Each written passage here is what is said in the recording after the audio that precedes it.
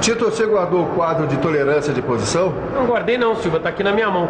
Mas a gente já não viu tudo sobre tolerâncias? Nada. É só você prestar atenção aí no quadro que você vai ver que falta a gente conhecer a tolerância de posição para elementos associados.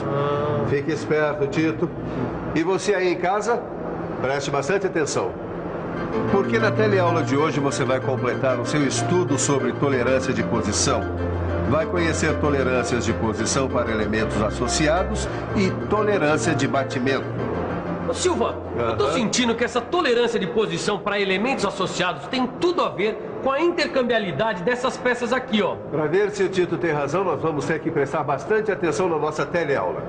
Oi, Caio. Ô, Sofia, ainda bem que você chegou. Eu tava aqui tentando entender essa história de posição para elementos associados. Tá difícil. É que a gente tem que determinar a tolerância de posição para garantir a montagem de peças sem ajustes, para garantir uma intercambiabilidade dessas peças. A gente determina a tolerância através da posição de elementos associados e tolerância de batimento. Bom, então vamos em frente, né? Porque pelo jeito esse assunto é bem importante. E para começar, você vai conhecer a posição de um elemento, que tem este símbolo aqui. A gente pode dizer que tolerância de posição é o desvio tolerado de um determinado elemento, que pode ser um ponto, uma reta ou um plano na sua posição teórica. Vamos imaginar. Eu disse, vamos imaginar que você fosse um grande atirador de dardos. Você iria acertar o alvo com facilidade. Veja que mesmo acertando bem no centro do alvo, você não acertou exatamente no centro. O centro do alvo, ele admite uma tolerância de posição. Bom, Angela, agora que a gente já entendeu a tolerância de posição para um elemento, acho que a gente já pode falar da tolerância de posição do ponto. Então vamos lá que o desenho já está prontinho. Muito bem. A tolerância de posição do ponto é determinada por uma superfície esférica ou um círculo de diâmetro que mede a tolerância especificada, sendo que o centro do círculo tem que coincidir com a posição teórica do ponto considerado. Aqui, o ponto de intersecção tem que estar contido num círculo de 0,3 de milímetro de diâmetro, cujo centro coincide com a posição teórica do ponto considerado. Muito bem, vamos aproveitar e falar também da tolerância da posição da reta. Então vamos em linha reta. A tolerância de posição de uma reta é determinada por um cilindro de diâmetro T, cujo diâmetro é a tolerância especificada. E a linha de centro é a reta na sua posição nominal, se antes vier o símbolo do diâmetro. Se acontecer do desenho do produto indicar posicionamento de linhas que entre si não podem variar além de certos limites em relação às suas cotas nominais, você tem que estar por dentro.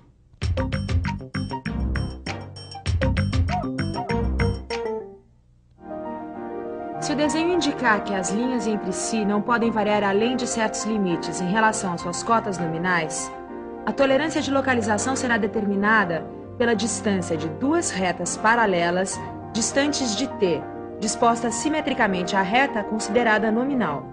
Assim, cada linha deve estar compreendida entre duas retas paralelas, distantes de 0,5 de milímetro.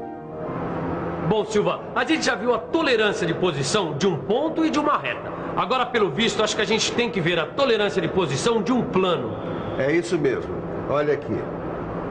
A tolerância de posição de um plano é determinada por dois planos paralelos distanciados, de tolerância especificada e dispostos simetricamente em relação ao plano considerado normal. Bom, Silva, acho que agora só falta a gente descobrir como interpretar um desenho com a tolerância de posição de um plano. Para isso nós vamos ter que pensar um pouco. Vamos pensar um pouco. Deixa eu ver.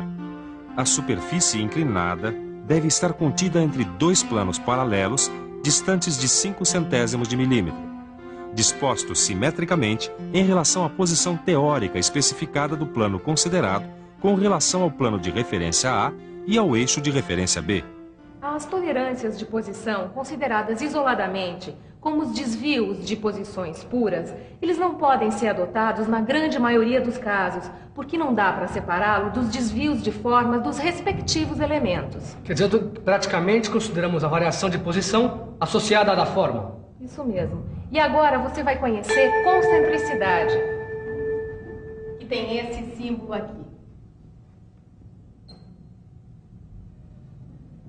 Concentricidade é a condição em que os eixos de duas ou mais figuras geométricas são coincidentes. E essa figura pode ser, por exemplo, um cilindro ou um cone? Isso mesmo.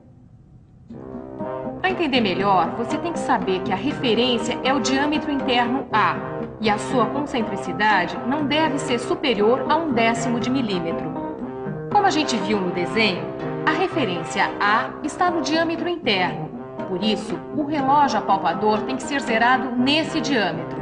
Para medir a concentricidade, basta deslocar o apalpador para o diâmetro externo e verificar o seu afastamento, que não deve ser superior a 1/10 de milímetro.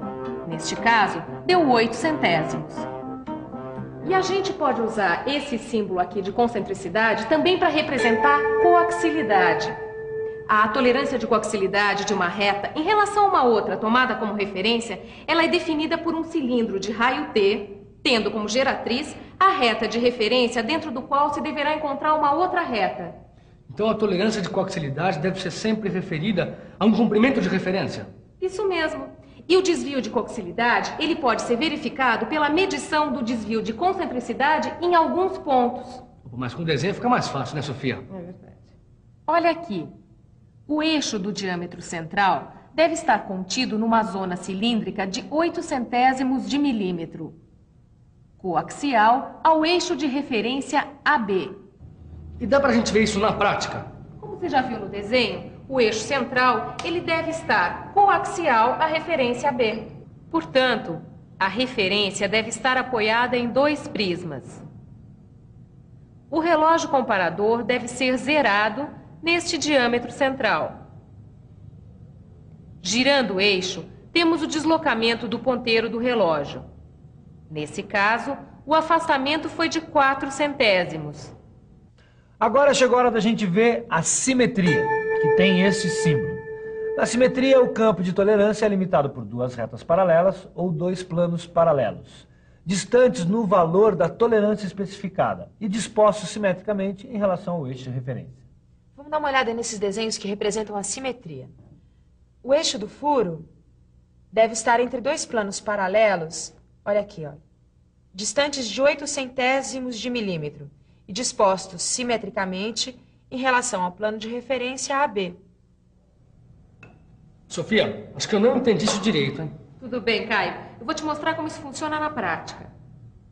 O desenho está indicando que o elemento de referência A deve estar disposto simetricamente em relação ao plano médio do rasgo, dentro de 8 centésimos de milímetro. A gente apoia uma face de referência da peça no desempeno e, com o relógio apalpador, toca na parte interna do rasgo, zerando. Depois, a gente vira a peça e observa o deslocamento ocorrido no relógio. Aqui, o deslocamento foi de 2 centésimos. Então a peça está aprovada. Legal, Sofia. Deu para perceber que a observação do desenho e da referência é super importante. E finalmente, Ângela, a gente já pode falar da tolerância de batimento. Na usinagem de elementos de revolução, como os cilindros ou furos, algumas variações nas suas formas e posições ocasionam erros de conicidade, ovalização e excentricidade em relação a seus eixos. Mas se esses erros não alterarem o funcionamento da peça, eles são aceitáveis. Esta é a tolerância de batimento, que se divide em 2 grupos principais, batimento radial e batimento axial. Olha aqui, Tito. A tolerância de batimento radial é definida como um campo de distância T entre 2 círculos concêntricos que são medidos assim, num plano perpendicular. Se uma peça girar sobre 2 prismas, como aqui nessa representação, ela não deverá apresentar a LTI, ou leitura total do indicador superior a 1/10 de milímetro. Bom, Silva, isso aqui eu já entendi. Mas como é que a gente mede o batimento radial? É o que eu sempre digo, Tito. Quando se tem dúvida com relação a medidas, a gente tira as dúvidas no laboratório de metrologia. É verdade. Para medir o batimento radial, a peça pode estar apoiada em prismas. Aqui, a gente pode ver uma seção reta de um eixo onde se quer medir o desvio de batimento. A LTI Leitura total do indicador vai indicar um erro composto constituído do desvio de batimento radial, adicionado ao erro decorrente da variação de posição do centro.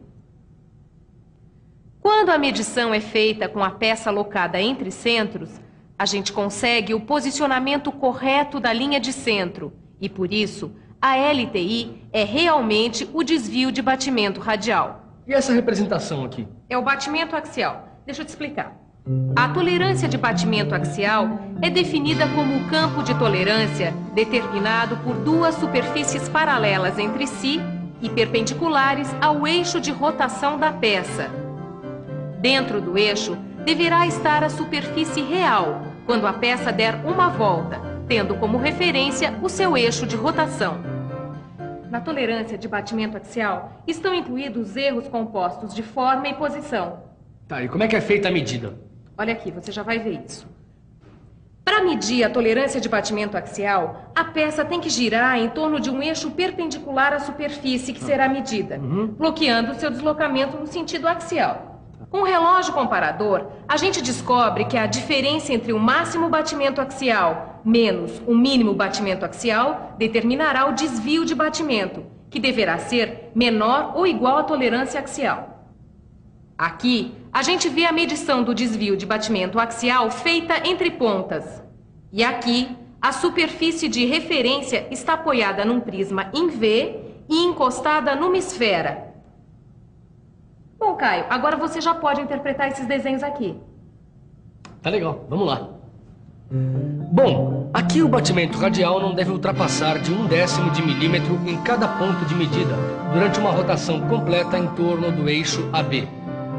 O batimento na direção da flecha sobre cada cone de medição não deve ultrapassar em 1/10 de milímetro durante uma rotação completa em torno do eixo C.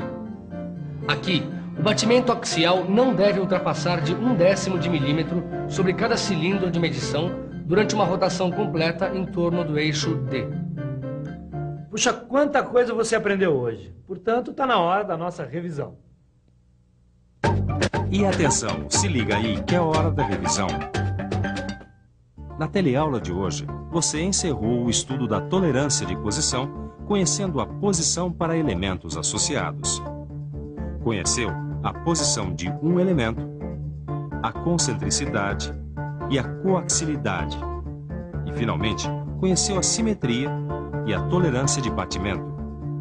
A tolerância é um assunto muito importante na metalmecânica e muito amplo também. Por isso, dê uma boa revisada na matéria de hoje e resolva os exercícios que estão aí no seu livro de estudos. Até a próxima. Até mais.